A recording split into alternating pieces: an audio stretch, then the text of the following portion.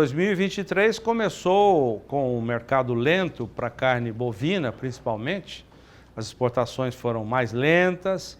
O primeiro semestre fechou com uma queda pequena em volume, queda maior no faturamento, porque o preço da tonelada este ano está bem abaixo, cerca de 20%, em relação ao primeiro semestre do ano passado, vamos falar em média.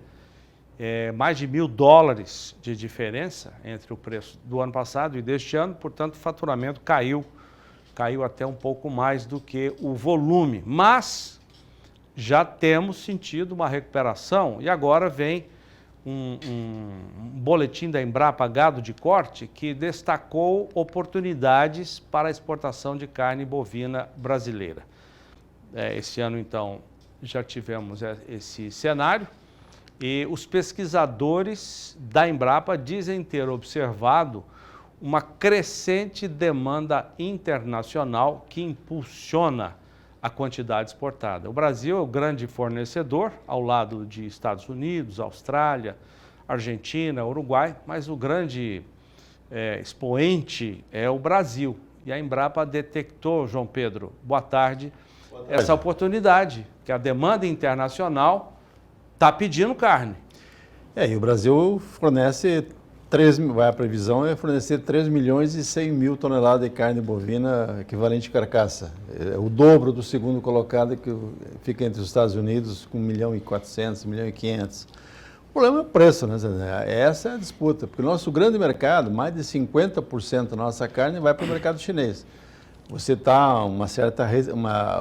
uma oferta muito grande de carne suína lá, recuperou o rebanho deles, investiram pesado e tal, e é uma carne mais barata. E nós vamos disputar. Então, quando você tem uma economia que está meio titubeante em alguns aspectos, apesar de que vai crescer 5% ou mais de 5%, mas mesmo assim você tem uma certa retração no mercado e eles estão brigando por reduzir o preço. Associa o preço menor, 4.700, 4.800 dólares a tonelada, o preço médio. Amanhã deve sair a posição de julho, é um número importante para a gente verificar amanhã o preço médio, mas o grande problema é esse, mesmo apertando hoje, quem está pagando por esse preço baixo é o criador. O bezerro veio para menos de R$2.000, o boi magro hoje não tem ágio em cima da arroba dele, 14 arroba, vale 3.000 e poucos reais o boi magro. Então, esse que complica. O invernista até que consegue, mas mesmo assim o invernista, nós mostramos a semana passada, né, os custos de produção do confinamento, mesmo com preço baixo de milho, mesmo com queda no preço do farelo de soja, 215, 220, Mato Grosso, não sei como é que está hoje, mas estava 210, 212, ou seja, aquém do custo de confinamento. É uma situação complicada e na cadeia, João Pedro, não são todos os elos que estão tendo a mesma pressão, não. O pecuarista, infelizmente, é o que sofre a pressão maior. Porque você tem 3 grandes redes de frigorífico numa ponta, 200.000 pecuaristas no meio e 5, 6 varejistas na ponta. Pela primeira vez eu acompanho, quando vou no mercado, fico olhando os preços das carnes. Pela primeira vez eu vi capa de contrafilé, que é uma carne embalada a vácuo, que é muito vendida nessas grandes redes de atacadão da vida, né? Menos de R$20 o quilo. E o frango com preços impressionantes. O quilo de coxa de frango, R$ 5,80, R$ 5,90. Então você tem uma pressão aqui no mercado interno brasileiro, uma pressão em cima da concorrência com as carnes, especialmente frango. Suíno até que deu uma melhoradinha no preço. E você também tem a questão do preço da carne bovina, que caiu no mercado interno. E o argumento, os frigoríficos, como houve muita oferta de fêmea nesse primeiro semestre, nos abates fiscalizados deu mais de 55% de fêmea. Então você vê uma oferta, o frigorífico falando que não está conseguindo desovar, o que não é mais ou menos verdade, não está bem claro isso, porque você vê quando eles baixam um pouco no varejo a carne, você tem a demanda, o pessoal está comprando. O João, tem um outro assunto aqui, que é o seguinte: o Ministério da Agricultura brasileiro deu sequência neste domingo à missão comandada pelo ministro Carlos Fávaro pela Ásia e Oriente Médio. Na Arábia Saudita, o encontro de ministros tratou da formação de um grupo de trabalho para estruturar e implementar uma parceria no setor agropecuário de insumos agrícolas. Essa informação é de uma nota do Ministério da Agricultura brasileiro, que informou também que a proposta debatida nesse encontro na Arábia Saudita é dobrar a área de produção de alimentos no Brasil sem derrubar árvores.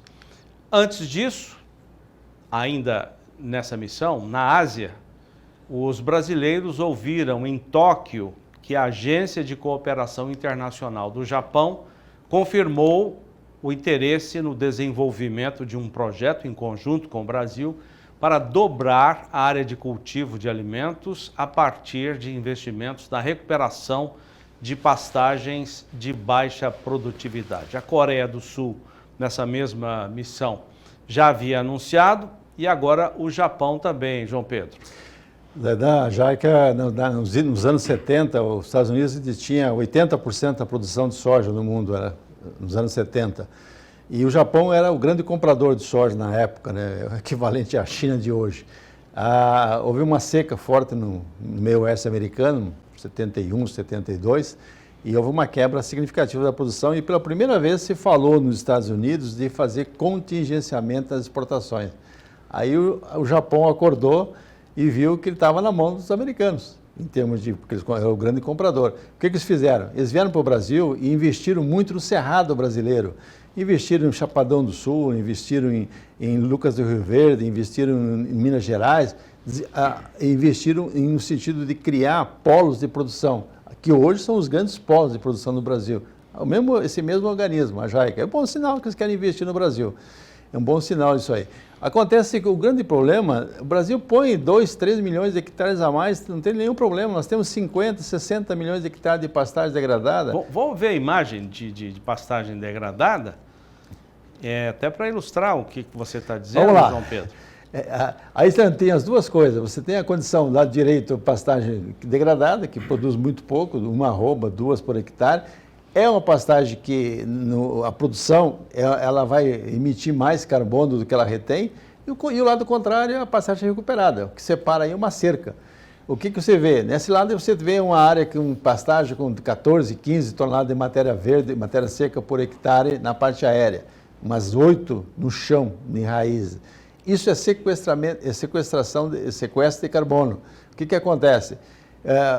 Hoje você tem duas inseguranças no mundo: insegurança ambiental e associada com a questão climática, e a segurança alimentar.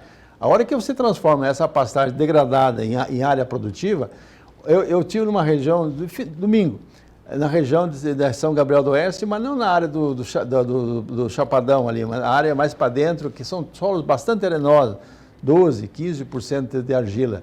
Há 10 anos atrás, ninguém falava em plantar soja naquele solo, era muito, muito pobre até. Hoje, eu falava com um produtor, ele colheu 74 sacos de média de soja. Muito acima dos 55 do muito acima, Brasil. Em área que tem 12% de argila. Então, o Brasil tem um potencial fantástico, com a tecnologia que nós temos, com o nosso pessoal, com o equipamento que nós estamos usando, e aí você teria que associar a questão de aumentar a produção, mas tem que ter renda. Esse é o problema do nosso produtor. Ele vai fazer esses investimentos, mas tem que ter o retorno. Tem que ter o retorno. Esse ano, começou o comércio de soja aqui no Mato Grosso, no Centro-Oeste, a 150 a saca de soja. Veio para 115, porque prêmio negativo em cima do preço de Chicago, devido aos problemas nossos de porto. Então, nós temos que associar, aumentar a produção e associar com investimentos em infraestrutura. Privatizar portos. Porto de Santos, principal porto do Brasil, que mais exporta soja, milho, açúcar, etc. Ele tem um canal de acesso de 12 metros. Então, um navio, um Panamax, por exemplo, que poderia carregar 60 mil, 65 mil toneladas, carrega 48. Cada 1 metro que afundar o canal de acesso, a gente bota 6 mil toneladas em média no navio. Então, esse é o problema do Brasil. Nós temos que arrumar infraestrutura. Outra coisa, o grande polo de produção está no Centro-Oeste. Fica quantos quilômetros do mar? 2.000, 2.500. Nós temos que levar isso, grande parte, ainda de caminhão. Nós teríamos que ter uma rede, uma estrutura ferroviária para levar. Ou, como o Mato Grosso, que está investindo pesado nas hidrovias. Hidrovia é fantástico, é um transporte barato, eficiente. Lá em Miritituba, carrega comboios com 15, 20 chatas, cada uma com 2.000 toneladas, 30 mil, quase um navio Panamax, um comboio lá. Ele vai pelo rio, e vai pelo rio Tapajós, pelo Madeira, pelo rio Amazonas. Então nós temos condições, só que tem que investir nisso, para que o preço que esse produtor, que vai aumentar a produção, seja remunerativo. Não adianta pensar, o cara vai aumentar a produção e vai empatar ou perder dinheiro. Não dá. Então tem que associar aumento de produção com infraestrutura, porque nós vamos ter que colocar isso no porto para exportar. Porque a sustentabilidade ela é importante, né, na questão ambiental, social, mas a sustentabilidade para quem investe, senão a produção dele, a atividade dele vai se tornar insustentável, né? Então a sustentabilidade tem que ser boa para todos os lados. Para toda a cadeia, né? E tem um outro detalhe, o mundo, hoje está vendo os comentários a respeito que está situação muito séria no hemisfério norte, calor excessivo na Europa, nos Estados Unidos, em alguns países. Na China choveu 170 milímetros num dia lá na região da capital deles, inundou a cidade. Essa mudança climática vai exigir 40 trilhões de dólares nos próximos 10, 15 anos para você sequestrar carbono. Esse modelo aí é o melhor modelo e mais barato e mais eficiente de sequestrar carbono. A natureza criou as plantas que aproveitam o carbono do ar e colocam na terra.